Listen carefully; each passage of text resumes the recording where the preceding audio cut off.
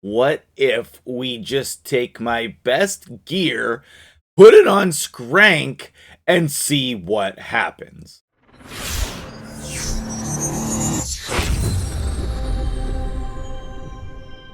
What's up, guys? MtgJedi here. How you doing today? It's not that Scank had bad gear on before, but it was just random stuff. You know, like he was definitely not in sets.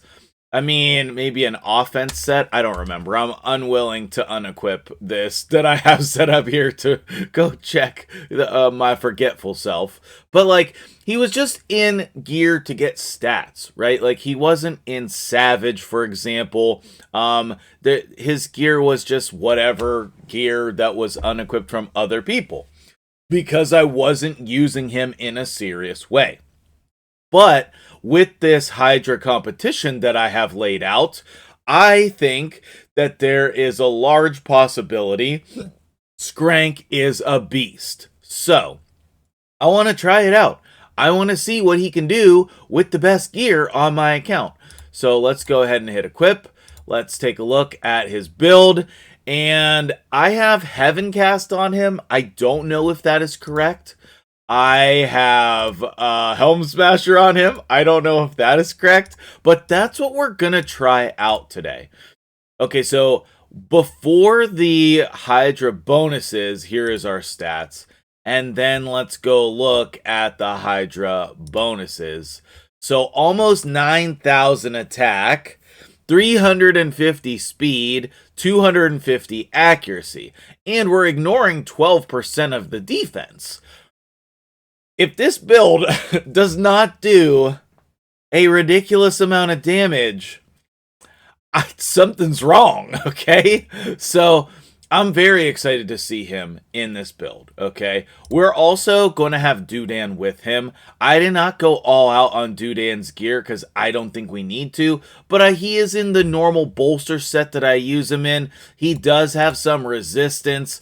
I should, as always, show I can never find it, the Hydra portion, because it does give, a boost to your stats. If you're not doing live arena to get these area bonuses for Hydra and Fire Knight, you need to, okay? Those are the two areas you should focus on. Maybe next after that would be Cursed City.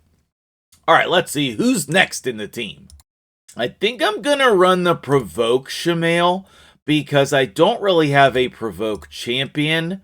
So, he has pretty good stats, not gonna lie, but he is in Provoke. Okay, so, we did get up to 300 crit damage, but his attack is not that high. Admittedly, it starts pretty low, but, still, it should probably be, 5 or 6,000. But either way, he's gonna smack. And most importantly, he does have accuracy to strip buffs if necessary. Next up is going to be Nia, and she is going to be in Cursed.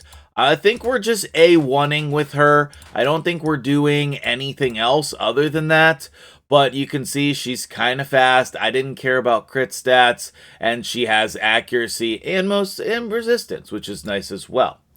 Next up after that is going to be Tagore, and I have him in Merciless and Provoke, just because I can, I think that's the only reason why.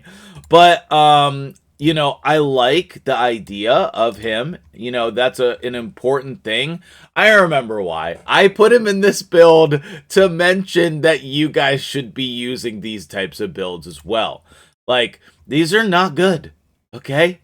The shield is fine, okay? The shield is fine. The ring, not very good. And the banner, actually not bad. Triple speed roll, but it is 5-star. So, your accessories, you should not be selling your 5-star sweet accessories. You should not be selling them. And you should be using your 5-star chaos or on them to re-roll them, okay? And then, is that the last one, or do we have one more?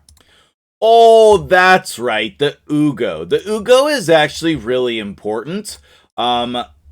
I want just like a reminder, hey guys, you can use Guardian gear if you're having a problem with survivability. Most people have not farmed this. Farm the Griffin, get Guardian gear, put it on a champion. You know, Ugo is great for this type of gear because she has nice base stats, and also you don't really need her in anything else. I mean, I guess we could go Relentless and Merciless or Reflex, you know, all of that cool stuff, but Guardian here is also really good. I guess I should think about putting her in a 4-piece Merciless, so let me check and see if I have the gear for that, and then we'll finalize the build and move on. Okay, yeah, we got this. We got some Merciless and Guardian, and a little bit of upgrades too, flipping some of the accuracy to resistance. And I'm not really taking gear from anybody.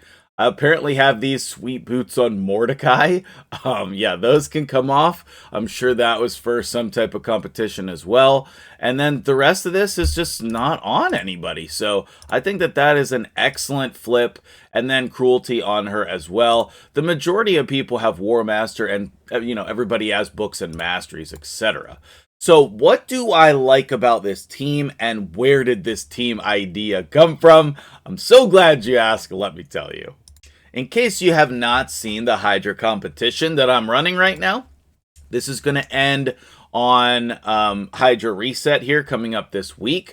And I don't know, there just wasn't a lot of publicity about it. The word didn't really get out as much as I wanted to. So I might rerun it and do it again, see what people can come up with, because I'm real excited about this, okay? Here's the premise: all epics, hard Hydra. That's it, okay? That's the two things. You can post your pictures in my Discord, and I'll link the video where I announced it at the end of this. And if you put in the comments your player ID over there, I'm doing a gem giveaway in the comments of that video as well. So Skraank is going to be my DPS. I know we don't have an aura, but we're getting a boost from Shamail, so I think that it's still worth it with no aura. Obviously, Ugo bringing decreased defense and block buffs. I really wanted to get Weaken in this team, but I couldn't do it.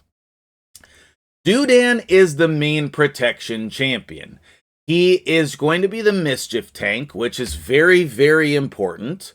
But I thought about running a Boro there. One of the main reasons I didn't was for this Cruelty Blessing 6-star, which I think is going to bring a lot of damage. Having 2 Cruelty Blessings really... Actually, I have so much Cruelty. I should probably change that, but I'm not going to. You know, we want Cruelty in the team somewhere. Maybe actually Shamail could have Heaven Cast. Okay, I'm going to make that change. So the rest of them, it's fine. Maybe actually Neo with... Okay, never mind. I'm going to go change the blessings. I can't leave it like that. Alright, so here's my current logic for the blessings. If I have a champion who is not built for damage, I've been putting them in Phantom Touch. If you have information on Phantom Touch versus Heaven Cast, I would love to know so that I can start doing the most optimal things and advising other people. I still like 2 people in Cruelty, because then when you kill heads, you're going to have the necks. They're going to get the Cruelty as quickly as possible. We have Tagore in here, who's doing increased speed, and he's also helping us out with the revives if somebody dies, which was a problem. Obviously, we all know Shamail. Nia, I think I'm just going to leave with her only doing A1s. Skraank is going to prioritize his HP burn, right? And Ugo and Dudan, Nia, just doing A1s. Tagore, we want him to revive whenever possible. And I like his revive because you don't use it unless there are people who are dead. And then we want him to do this whenever possible. We want the AoE, increase speed, and the heal. And then the A1, kind of not good, but it's fine. And then Shamail, I mean, he will do this anyway, but we can put it in there. All right, so This is hopefully going to be a long run, but let's start out and talk about the beginning of everything and getting it set up. Yeah, I know I don't have an aura. I know. I wish I had an aura. Skraank needs an aura. Now, to Gore, he's going to do the increased speed, which is really helpful. Now, at the beginning of the run, I want to be as optimal as possible. We did land debuffs on both of the redheads. I will say Ugo is not the best for this rotation, and that's why I was kind of thinking about moving some puzzle pieces around, but that'll be a story for a different day. Now, we did land the HP burn. We landed decreased speed on 3 of the people, so the beginning of the run has started off pretty well here. I think that this is... well, other than getting 3%ed. Other than getting 3%ed. That's fine. Oh, geez. Okay, so, other than getting 3%ed there, I think that this is great. But we do want Dudan to be targeted and not somebody else. So that is fine. It's just, normally he counterattacks. And in addition to that, then cleanses. Like, Dudan is an actual beast. I don't know if you guys need a dedicated video here on Dudan. I know that I was supposed to do that like a million times, but I did not. So far, so good. The reason why I liked this setup is because I was approaching the 1 million damage per turn mark, and that is the indication of a good team, especially if you have the survivability to keep that up. Now, what I'm going to try to do here is spread out my damage so that we're killing all of the heads, and we are having all of those exposed necks to be able to get the most amount of damage on our team. You can see there, Dudan definitely has enough resistance here, and Nia in that curse set with only the A1s and the decreased speed is very nice. So, this is going really well at the start of the fight here. I would say not 100% optimal, but like pretty close. There we go. All right. Now, I think that we want to target here, other than Dudan, but we only have weaken there and not decreased defense. I forgot that Ugo does that A1 leech. That could be really helpful as well. So, heads popping back up pretty quickly here, but we're going to get good damage out of Shamail and Skraank, and then the rest of the team is really just to help all of those people take more turns, right? So, very nice RNG here with the correct head popping back up, and that's going to help us get more damage as well. So, the beginning of the fight, try to set that up for like your most optimal start as much as possible. Skraank there doing 740k? Was that an A1? Oh my goodness. Let's slow it down for his turn here. And then Nia boosting the turn meter as well. Okay, here's the A2. Oh, 800 and 900k.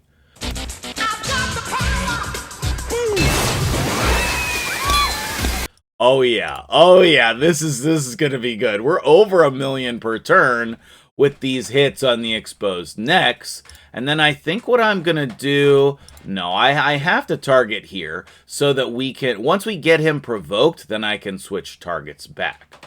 So anyway, I'm gonna let this play out. The more of this stupid Head of Decay pops up, the worse this run is going to be, because it's gonna just cleanse us.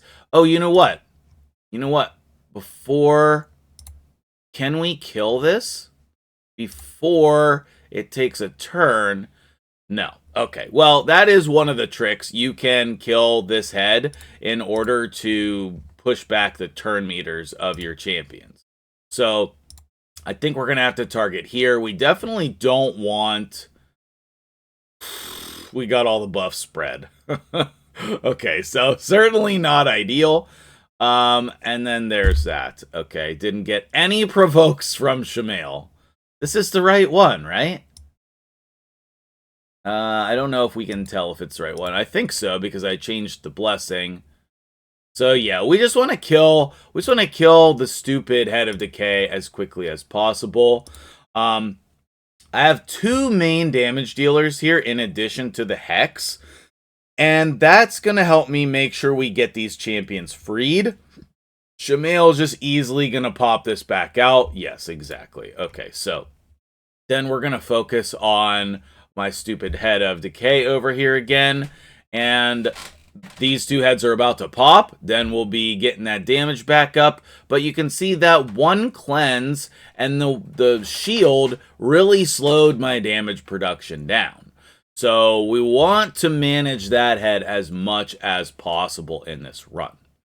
All right, so let's skip ahead. Whenever I have other stuff, I will come back in and we'll mention some things. If there are cool things that happen or crazy things that happen, I'll come back in here. And then otherwise you'll see me at the end, but almost always I need to stop saying let's skip to the damage screen, because it never happens like that. So we'll come back in and then we'll see the final damage. Hopefully this team is well enough set up that we're going to be hitting the turn limit or pretty close. That is my goal with this team, is all epics to the turn limit. And yes, the gear on Skraank is insane. Do you need that? Obviously not. So I think we can come in here and start hitting the exposed neck again and ramping up that damage. We do actually want to kill him. Perfect. And then we'll keep it going. And he saw that it was good. All right, I want to jump back in here in the middle of the fight. I've had to stop in and fix some things. But this reflect damage buff, you see Shamail stripped it there. That's one of the main reasons why I put some accuracy on Shamail. That reflect damage buff almost had me start the run over earlier. Skraank was dead, and apparently my dude over here does the revive when there's nobody to revive. So that's pretty stupid. So if I end up running it again, I'm going to turn the revive off so that it's always ready at the time when I need it. I mean, granted, the shield is nice, not going to lie, but I don't want him to do it. It just feels like he's skipping his turn. So I don't know. That's part of the thing with learning a new team.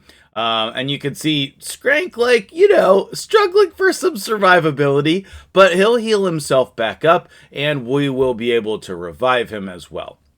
But having somebody to actually strip buffs, as Skraank A1 900k, so then he should come in here and revive whenever he has it available, but have somebody to strip buffs is going to be helpful as well. Okay, so we did have it ready. Okay, cool. But yeah, I want to just come in for a second and mention that. Also, this is only the 3rd time. You guys saw the first 2 rotations of heads had both the Head of Torment in them. This is only the 3rd time it's popped up. So the more times the Head of Torment pops up when you run Shamail, the more damage you're going to get, right? Because he's kind of like Arbiter or... what's a better example? The new guy with the stupid name, Glacial guy, whatever this, I don't know his name. He's kind of like that, where he has that turn meter fill, or Raka is a good example, where you're just constantly filling the turn meter of people. Molly would be another one. Whenever you're hit, you get that turn meter boost. It's that same kind of powerful effect.